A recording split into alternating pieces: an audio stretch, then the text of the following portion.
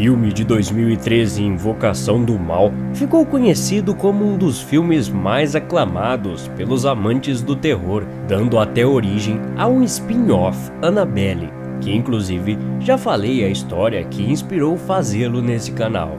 Como todo bom filme, temos uma boa inspiração para a criação do mesmo, e aproveitando que teremos o 2 mais pra frente, vamos falar da verdadeira história que deu origem ao Invocação do Mal.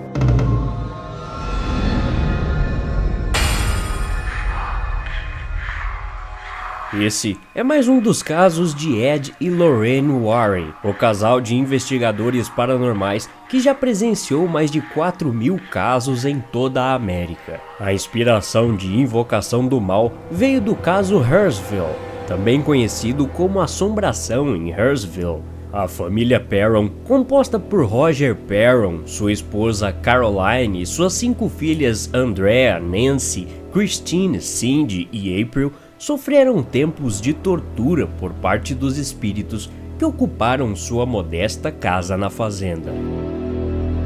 Tudo começou em um dia, quando o casal Perron decidiu esquecer suas vidas na cidade conturbada para viver na paz do campo. Mas os dois, sem saber, estavam comprando seu próprio sofrimento no inverno de 1970. A propriedade dos sonhos dos Perron era a velha fazenda Arnold, com quase 81.000 metros quadrados e com incontáveis donos anteriores. Na casa dentro da fazenda haviam 10 cômodos e foi construída em 1736 em um belo terreno onde havia espaço de sobra para 5 filhas correrem e brincarem. Nancy e Christine Perron dividiam um quarto, Cindy e April outro, e Andrea tinha um quarto só para ela, exceto nas noites em que suas irmãs tinham pesadelos. A paz da fazenda estava por um fio de terminar. Com o passar dos tempos, a família Perron começou a presenciar estranhos acontecimentos lá dentro.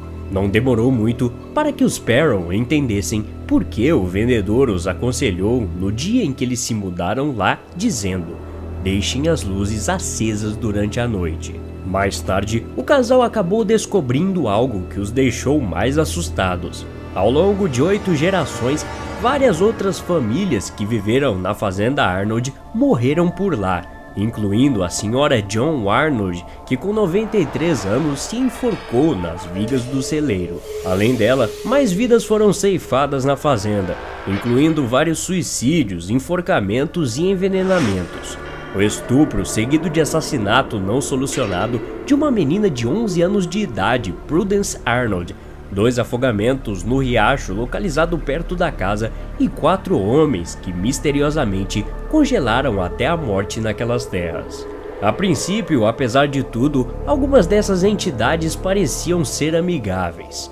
Um dos supostos fantasmas que apareciam deixavam perfume de flores na casa, enquanto o outro ia todas as noites, gentilmente, dar um beijo de boa noite nas meninas em suas camas. Outra entidade parecia ser um jovem garoto que as meninas viam e brincavam com carrinhos de brinquedo pelo quarto. Além disso, a família costumava ouvir um barulho de alguém varrendo a cozinha. Quando chegavam no cômodo, encontravam a vassoura em um lugar diferente do que ela havia sido deixada anteriormente, junto a um montinho de terra. Manny foi um nome colocado pelas crianças a um espírito que eles gostavam. Acreditavam que Manny seria o espírito de Johnny Arnold, que cometeu suicídio enforcando-se no sótão da casa. Manny aparecia diante das crianças, muitas vezes em pé, assistindo silenciosamente suas atividades diárias. Mantinha um sorriso torto no rosto, divertindo-se com as brincadeiras. Se fosse feito contato visual com Manny diretamente, ele sumia tão repentinamente como tinha aparecido. Além de entidades fantasmagóricas, os Perron testemunharam muitos outros fenômenos estranhos e inexplicáveis. Camas levitavam alguns centímetros do chão, um aparelho de telefone pairava no ar e caía bruscamente quando alguém entrava na sala e vários objetos flutuavam pela casa por conta própria. Muitas vezes, cadeiras eram puxadas de repente debaixo de um convidado desavisado e quadros pendurados na parede eram derrubados. Os Perron relataram ter visto uma vez um sangue alaranjado que vazava de uma parede e desaparecia do nada. Apesar dos espíritos amigáveis, nem todos em Hurstville eram visitantes bem-vindos.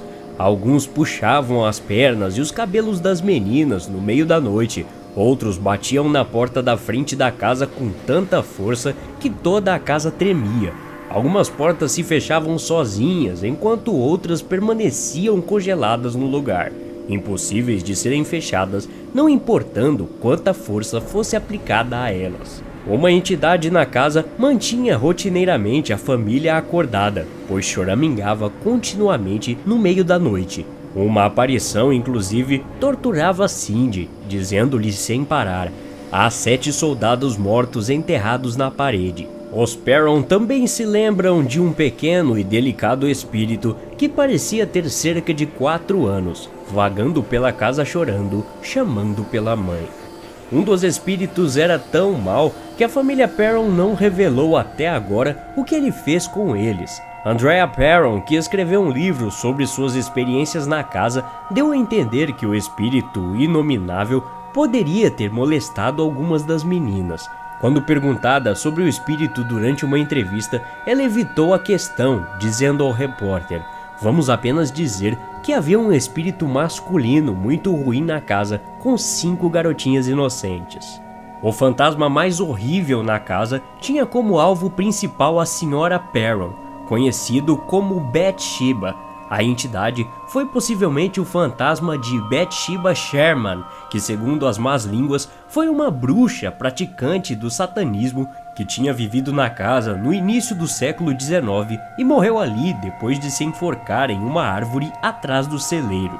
Os Perron não eram uma família religiosa, e essa fragilidade na fé foi teoricamente tida como um fator primordial para a natureza particularmente violenta e ativa de Bathsheba. Essa teoria foi reforçada quando se soube que o único morador anterior a não relatar quaisquer ocorrências estranhas na casa era um pastor de uma igreja local. Bathsheba era uma desprezível e horrenda criatura, descrita como tendo um rosto semelhante a uma colmeia de abelhas seca, coberto de teias de aranha sem características humanas, exceto pelos vermes que rastejavam através de fissuras em sua pele enrugada do rosto. Sua cabeça redonda e cinza era inclinada para um lado, como se seu pescoço tivesse sido quebrado, além de um mau cheiro que impregnava o quarto quando havia sua presença. Contudo, a história desse mau espírito foi a seguinte: Bathsheba Thayer nasceu em 1812 em Rhode Island, filha de Ephraim Thayer e sua segunda esposa Hannah Taft, e se casou com Judson Sherman em 10 de março de 1844.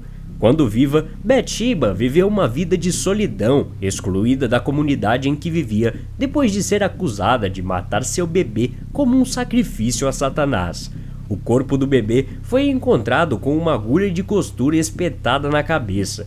Na falta de provas, o caso foi abandonado. Acredita-se que Bathsheba tenha tido outros 3 filhos, sendo que todos morreram antes de completar 4 anos. Seus filhos podem não ter sido suas únicas vítimas. Bathsheba também era conhecida por ter torturado seus funcionários, deixando-os muitas vezes passando fome e os agredindo por pouca coisa. Quando Bathsheba morreu em 25 de maio de 1885, o médico legista escreveu que nunca tinha visto nada parecido. Seu magro corpo tinha se endurecido assustadoramente, aparentemente se transformando em pedra. O túmulo de Bathsheba Sherman está localizado em um cemitério histórico no centro de Hurstville, Rhode Island. Embora a lápide tenha sido quebrada, ela é bem legível e o túmulo é bastante visitado por turistas. Foi fácil perceber que Bathsheba tinha seus favoritos na casa. Ela torturava a Carolyn Perron e algumas vezes Cindy enquanto cobiçava o Sr. Perron. Sempre que ele estava em casa, aparelhos eletrônicos quebravam. Roger Perron então levava as máquinas quebradas até o porão para consertar. Enquanto ele trabalhava no conserto, muitas vezes ele sentia como se alguém estivesse tocando nele ou acariciando seu pescoço. Ele também podia sentir mãos percorrendo suas costas. Eles não tinham dúvidas de que essa entidade era Bathsheba, pois ao mesmo tempo em que ela tratava com carinho o Sr. Perron, ela detestava Caroline, sua esposa. Após frustradas ameaças para que Caroline deixasse a casa, Bathsheba tomou um rumo diferente e tentou possuí-la. Acreditando que Caroline tinha sido possuída, os Perron chamaram os investigadores paranormais Ed e Lorraine Warren para ajudá-los. Infelizmente, a verdadeira história da assombração da família Perron terminou de forma diferente da retratada no filme Invocação do Mal. Na realidade, os Warren não tiveram sucesso na tentativa de libertar a família de seu tormento infernal. Carolyn Perron lembrou da terrível noite e explicou que, apesar das intenções dos Warren serem boas, eles perceberam que as coisas piorariam em torno deles. Como a situação ficou fora de controle, Roger Perron decidiu que os Warren deixassem o local imediatamente. Quase todos os antigos habitantes da fazenda Arnold haviam declarado que haviam presenciado fenômenos sobrenaturais, com exceção do pastor e sua família. Na verdade, o proprietário anterior aos Perron tinha contratado um empreiteiro para reformar a casa. O empreiteiro estava totalmente ativo na reforma dela, quando de repente ele parou de trabalhar e simplesmente fugiu. Relatos dizem que ele saiu da casa aos gritos, deixando para trás suas ferramentas e seu carro. Os proprietários acabaram nunca se mudando e a casa permaneceu vazia por vários anos antes da família Perron descobrir que ela estava à venda. Apesar das circunstâncias infelizes, as restrições financeiras foram responsáveis por manter a família Perron morando no lugar por 10 longos anos. Incapazes de fugir, eles suportaram a inconveniência dos espíritos amigáveis e a tortura dos fantasmas malévolos. Finalmente, em 1980, por insistência de Carolyn, os Perron estavam financeiramente capazes de desocupar a casa. Eles se mudaram para a Geórgia. Observou-se que a atividade paranormal na casa dos Perron se concentrava no quarto de Carolyn e na sala de estudos localizadas diretamente abaixo do quarto. Curiosamente, abaixo da sala de estudos localizado no porão da casa existe um antigo poço. A água foi muitas vezes utilizada pelos espíritos para atormentar a família, sanitários esguichando, lavadoras ligando, torneiras abertas e etc. E eles começaram a se perguntar se alguma história violenta estava associada ao velho poço. Até agora, essa questão permanece sem resposta. Até onde se sabe, Invocação do Mal 2, que vai estrear em junho desse ano, também terá uma história baseada em fatos reais. Vamos esperar até lá. Se você gostou desse vídeo, não esqueça de clicar em gostei aqui embaixo e inscrever-se no canal se é novo por aqui. Até a próxima. Obrigado.